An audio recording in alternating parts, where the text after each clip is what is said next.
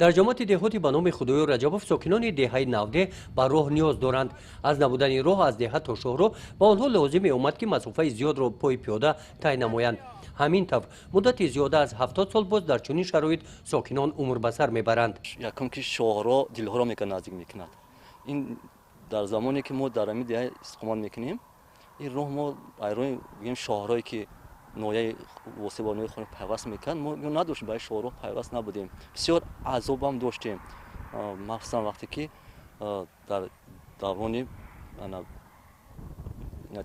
چندین سال میشود ما اینکه دیگر رویش رفتن هم نداشت، عذاب بود، لای میشید، فصل در تابستان هم خیلی خاک بود میشید، مشکلی بسیار بود.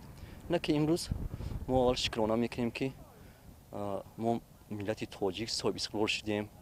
نمی‌وازی قریب 1 کیلومتر 1000 متر با ما از روی مرکز شهرهای بگیم کلان تا دهه ما 1 کیلومتر راه نقش کردیم. همین راه با واسطه دستگیری بیوسته صاحبکارای محلی چیزی است به حد برای ما یک مشکلی وزمی از سر موازی دور کرد. همین راه چقدر خوب باشد اگر این پیشروی است، این هم یک بگیم که آسانی برای همین خلق دهه ما است. در دهه 90 این مشکلات ساکنان را به نوبت گرفته با پیشنهاد جماعت دهات در دوره چهاربینی‌های جشنی ساختمان راه به نقشه گرفته شد. با جلب صاحبکاران محلی و اشتراک ساکنان کارهای ساختمانی ماهیانور شروع گردید.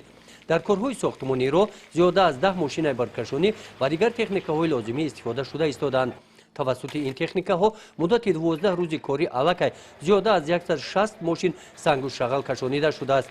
طبق لایحه مسافت راه از دهه تا شهر 1 کیلومتر تشکیل داده، پهنایش 6 متر می باشد.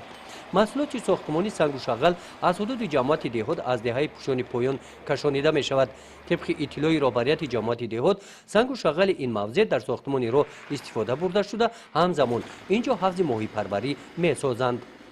گزارش خواجه نظریف خدای نظر ظهوروف از نهایه واسه برای برنامه اطلاعاتی نوید.